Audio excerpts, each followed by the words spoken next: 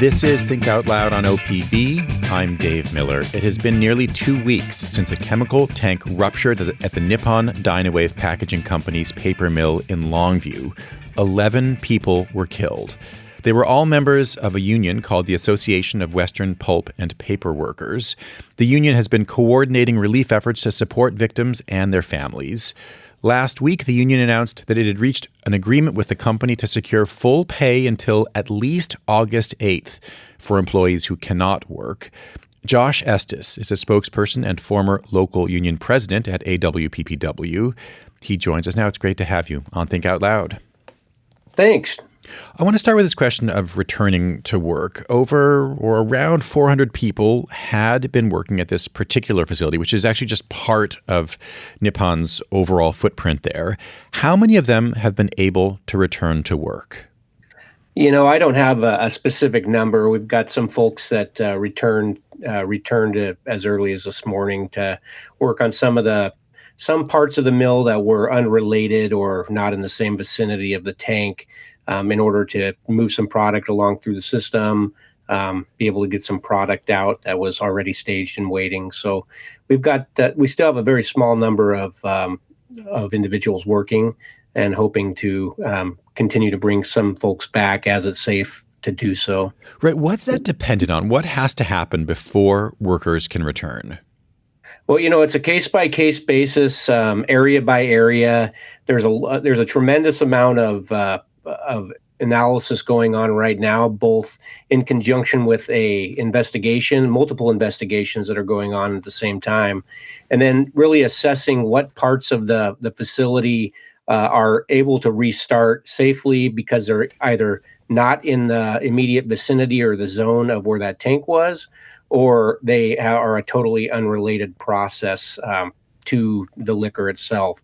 And those are on a case-by-case basis, and, you know, in real time being determined based on whether or not they're safe to return to. Right. So there is a state investigation and then the U.S. Chemical Safety Board investigation. We heard a little bit about that last week from Democratic Representative Marie Gluesenkamp-Perez.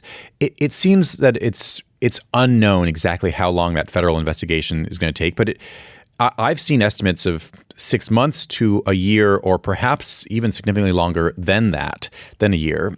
Is it possible that some workers won't be able to return until the investigation is fully completed? Yeah, that's hard to say. I think it's definitely a possibility, depending on where their work is located and whether or not it's impacted by that immediate vicinity. But you know, we owe it to every worker and every family member to get this investigation right. So the most important thing is that we can't speculate. And families deserve facts, not speculation. So whatever duration that takes to get to those facts, that's what we're going to be fully supporting and pushing for.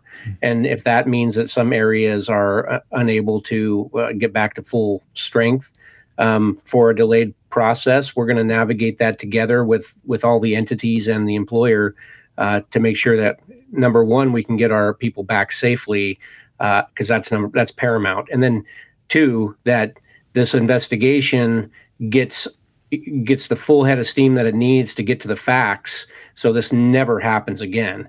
And then the third bucket for us is really the first one, which is making sure that the families have all the support that they need going forward. And those three are all in parallel at the same time. There's not one that is taking paramount priority or the other. They're all operating as number one priorities for us. I imagine there's some combination of trauma, fear, anger, questions about the future among workers and their families, and people who are really demanding answers about what happened and how. At the same time, this mill is enormously important to the livelihoods of hundreds of families. You know, you were emphasizing there that there are three simultaneous priorities. Nothing is more important than anything else. They are all of vital importance. But I'm just curious how you think about the balance of accountability and economic necessity, the desire to get people back to work and have paychecks assured long term? Yeah, it's a great question. The Longview community understands how deeply connected this facility is to the regional economy and really to generations of workers. And there's absolutely grief right now and anger, but there's also tremendous resolve within this community and this workforce. And it, balancing may not be the right word. It's really operating one step at a time and trying to understand that it's okay and important to be able to process grief and demand answers, while at the same time recognizing that this is a vital engine for the entire community, not just for the 550 plus employees directly at Nippon, but also the 500 at the facility next door and the other family wage jobs that are dependent on materials and support from that facility. So it really is a regional impact that folks' livelihoods depend on, and the loss of these jobs and the inability to be able to at some point get this facility back to a place where it's able to sustain and support that recovery. And when I use the term recovery, I mean recovery of allowing people to process and to move forward, and recognizing that this community will be different, and it might take years and even in some cases generations to deal with the impacts of this incredible tragedy. So we recognize that.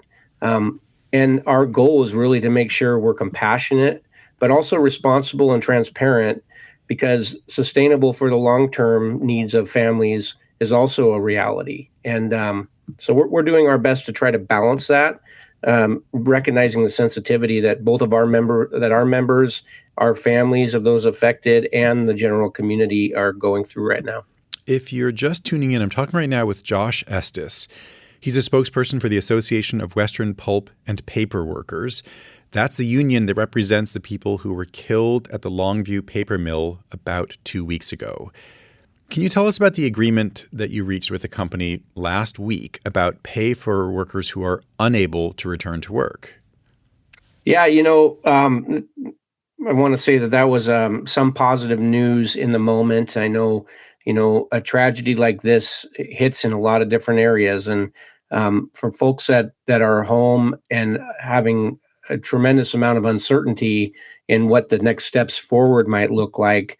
Bills are due at the end of the month or the beginning of the month, and if paychecks aren't coming in or there's no certainty, it creates a secondary tragedy for the community. And so we approach this like we do as a union and as a team, and made sure that we express the importance of getting to a point where our members have some certainty in the steps forward. And Nippon and their team worked very closely with us to make sure that we could get some certainty out. And I think in the first iteration, there was a lot of confusion as to whether or not there was an early hard stop date.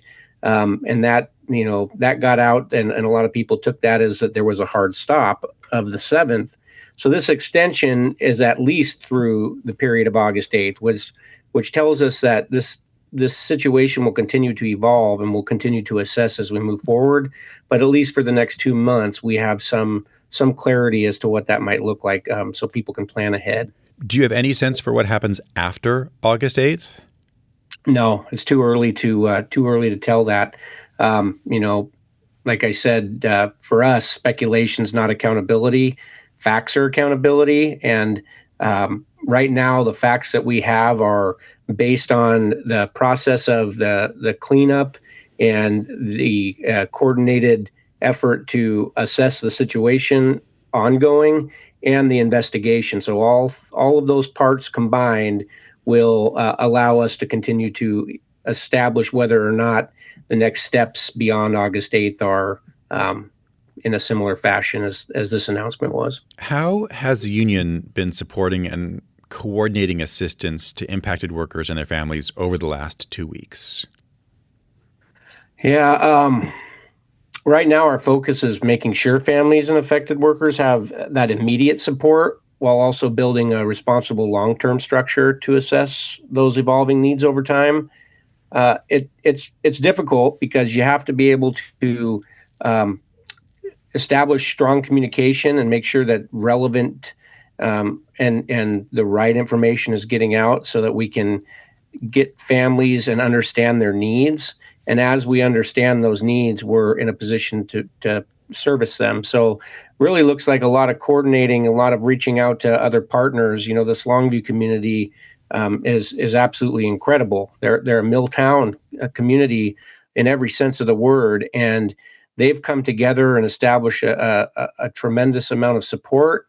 A number is not even a comparable term. They've unimaginable organized efforts to support these families, and now it's figuring out how to make sure that we are able to establish a structure that's both responsible and addresses the needs to where they are most. And that is where we're at right now, is working through those logistics and working through making sure that we can address those immediate needs while we're working for the long term, whatever that might look like. What do you think the public may not understand right now about what your members and their families are going through? That's a tough one to answer. Our members are the union. Their families are the union. It's when you work in these environments, you become family. You spend holidays together, you work overtime together, you do shutdowns together, extremely difficult shifts together. And there are people grieving right now who work side by side with these individuals for decades. Uh, it's it's unimaginable. And to qualify or quantify the grief or what the families are going through, I don't think anyone can do that. I think that's only the families understand what they're going through. And all we can do is be supportive of those needs and stand with them to demand answers to get to the bottom of why this happened, to make sure that they get the closure and clarity that they deserve, and that we can ensure this never happens again. One of the stories of the Northwest over the last 50 years or so is the closure of scores of mills that had been the lifeblood of their communities. How concerned are you about the possibility of this mill closing as a result of this deadly disaster? I mean, I've said it before, that these facilities support generations of family wage jobs and entire communities. And that's not just in Southwest Washington. That's still in other parts of the Pacific Northwest. There are, you're right, we've lost a lot of mills. We lost a lot of mills for a lot of different reasons. And some communities recover, some don't. So it's always a concern. When you have a economic engine like Southwest Washington, and really I don't think a lot of people understand outside of the area and some of the major metropolitan areas in Washington and Oregon, that Southwest Washington and the Longview area is really a crown jewel of the Pacific Northwest. And to lose a facility, or the possibility of losing a facility that is central to that economic engine, would be devastating. And that's why we want to do everything we can to ensure that doesn't happen. And it's a delicate balance, because the messaging is sensitive. You have to make sure that folks understand that losing a mill like this would devastate thousands of families in the region, in addition to the devastation that we have already seen in this tragedy. And that can't be lost on the community. And I think when you've got a community that stands up to support, like they do in this case, and have for, again, the term generations, we owe it to this community to make sure we get those answers, and then we figure out what that path forward is, so we can keep jobs here in the region, and allow people to move to a point where they can begin to heal. And that healing is going to take a long, long time. Josh, thanks very much. My pleasure. Josh Estes is a spokesperson and former local union president for the Association of Western Pulp and Paper Workers. That's the union that represents workers at the Nippon Dynawave Packaging Company.